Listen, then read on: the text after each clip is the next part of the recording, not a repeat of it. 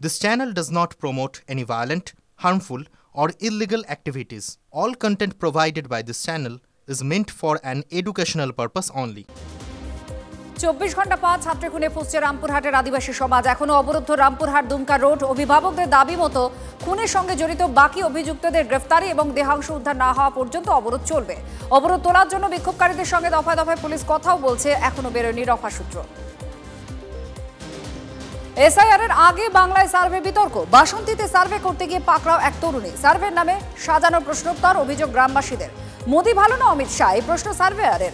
কি কারণে সার্ভে জবাব দিতে পারেননি ওই তরুণী। চেপে ধরতে নিজেকে দিদির লোক বলে দাবি করেন সার্ভেয়ার, এমনটা দাবি স্থানীয়দের।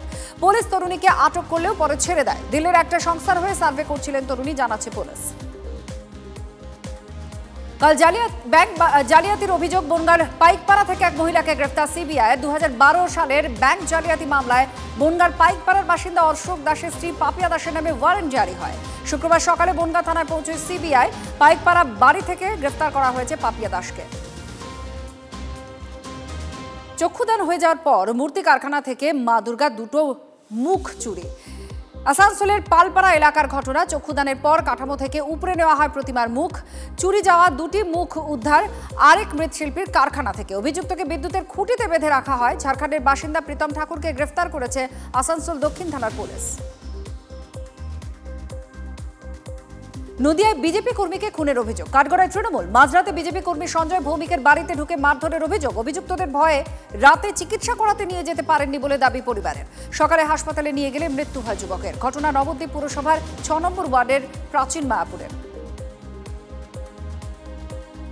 রেজেন্ট পার্কে তরুণীকে গণধর্ষণের অভিযোগে গ্রেফতার করা হলো আরও এক অভিযুক্তকে। মাঝরাতে টালিগঞ্জ থানা এলাকা থেকে গ্রেফতার করা হয় দেবাংশু বিশ্বাসকে। চলতি মাসের 5 তারিখে রেজেন্ট পার্ক এলাকায় জন্মদিনে পার্টিতে ডেকে তরুণীকে গণধর্ষণের অভিযোগ ওঠে।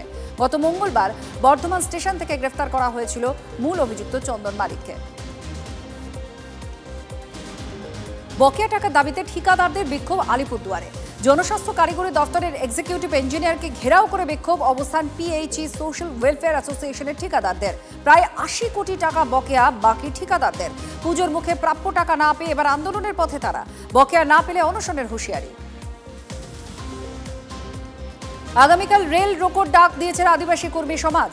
আন্দোলনে রেল যাত্রীদের কোনো অসুবিধা না হয় তার জন্য সব রকম ব্যবস্থা নিচ্ছে রেল। আগেই রেল রোকো আন্দোলনকে বেআইনি ঘোষণা করেছিল হাইকোর্ট। সেই নির্দেশকে হাতিয়ার করেই তৎপর হয়েছে রেল মন্ত্রক। সাংবাদিক বৈঠক করে জানিয়েছেন দক্ষিণ পূর্ব রেলের খড়গপুর ডিভিশনের আধিকারিকরা। অতিবর্ষণে ভেঙেছে মাটির বাড়ি। আশ্রয়হীন বৃদ্ধ দম্পতি দিন কাটাচ্ছেন খোলা আকাশের নিচে। প্রশাসনের কাছে সরকারি সাহায্য, বাড়ি তৈরির আবেদন করেছেন।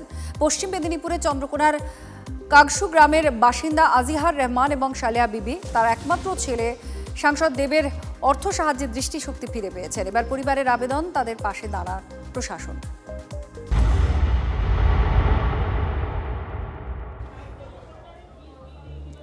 রামপুরহাটে ছাত্রীর খুনের পর তার দেহাংশ কোথায়, তা নিয়ে তদন্ত চলছে। কোথায় ফেলা হয়েছে তার দেহ টুকরোগুলো, এই নিয়ে যখন তদন্ত চলছে তার মধ্যেই ওই ধৃত শিক্ষকের বাড়ি থেকে সার্জিক্যাল ছুরি, কাঁচি, গজ এই সমস্ত কিছু উদ্ধার হয়েছে এবং যা চাঞ্চল্য আরো বাড়িয়েছে। কথা বলবো আমাদের প্রতিনিধি হিমাদ্রি আমাদের সঙ্গে রয়েছে সরাসরি। হিমাদ্রি। হ্যাঁ দেখো, একেবারেই ওই রামপুরহাটের যে শিক্ষক যাকে গ্রেপ্তার করা হয়েছে মনোজ কুমার পাল, তার বাড়ি থেকে কিন্তু উদ্ধার হয়েছে সার্জিক্যাল কাঁচি, ছুরি, তুলো এবং ব্যান্ডেজ। এই ধরনের জিনিসপত্র নিয়ে তিনি বাড়িতে কি করছিলেন, এই ব্যান্ডেজ তিনি বাড়িতে কেন রেখেছিলেন, তাহলে কি ছাত্রীকে খুনের বিষয়ে কাজে এই ছুরি বা এই ধরনের জিনিসপত্রকে ব্যবহার করা হয়েছিল, সেই প্রশ্নটাও কিন্তু আরও জোরালো হচ্ছে।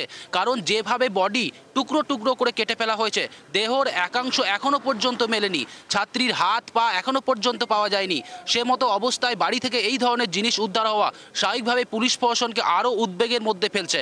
একদিকে যেমন পরিবার বলছে একার পক্ষে এই কাজ সম্ভব নয়, তখন শিক্ষকের বাড়ি থেকে এই ধরনের জিনিস উদ্ধার হচ্ছে। স্বাভাবিকভাবেই শিক্ষকের যে ভূমিকা এবং তার সাথে আরও কেউ ছিল কিনা, এই সমস্ত প্রশ্ন কিন্তু আরও জোরালো হচ্ছে।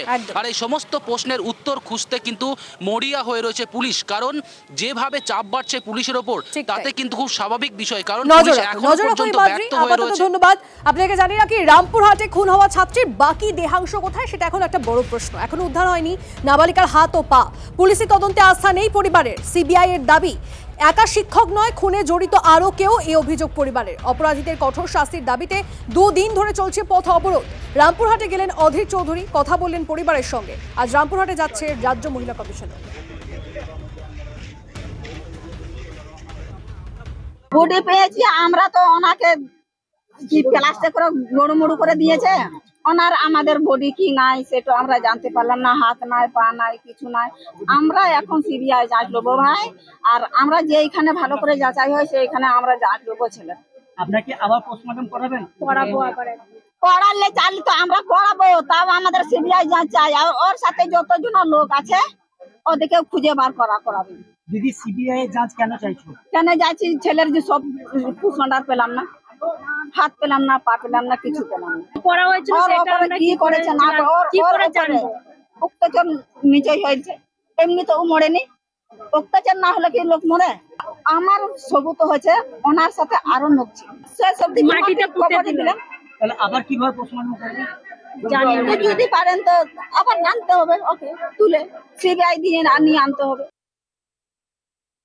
যদি সিবিআই চাই তাদেরকে আমরা মদত করতে পূর্ণ রাজি। সিবিআই তো আমি বললে হবে না, কোর্ট থেকে করাতে হবে, সেইটা করতে আমরা প্রস্তুত। তার আগে যদি প্রশাসন পারে তাদের আস্থা বিশ্বাস অর্জন করুক।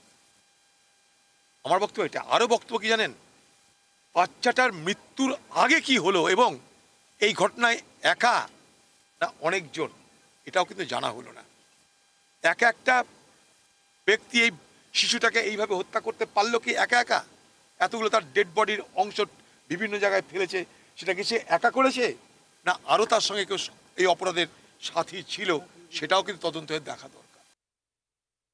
এর সঙ্গে রাজনীতির কোনো সম্পর্ক নেই, আইন শৃঙ্খলার কোনো সম্পর্ক নেই, ব্যক্তিগত বিকৃতি। যুগে যুগে আমরা এই ধরনের খারাপ ঘটনা, এটা মানুষের বিকৃতি। আপনি কি করবেন? পাশের লোকটাই বা কি করবে? একজনের মনে কি আছে আপনি বুঝবেন কি করে? একজন শিক্ষক হয়ে ছাত্রীকে এই ধরনের অত্যাচার করে মেরে বডি কেটে, এটা কি? এতে পুলিশ ব্যবস্থা নিচ্ছে, অ্যারেস্ট করেছে, ব্যবস্থা নিচ্ছে।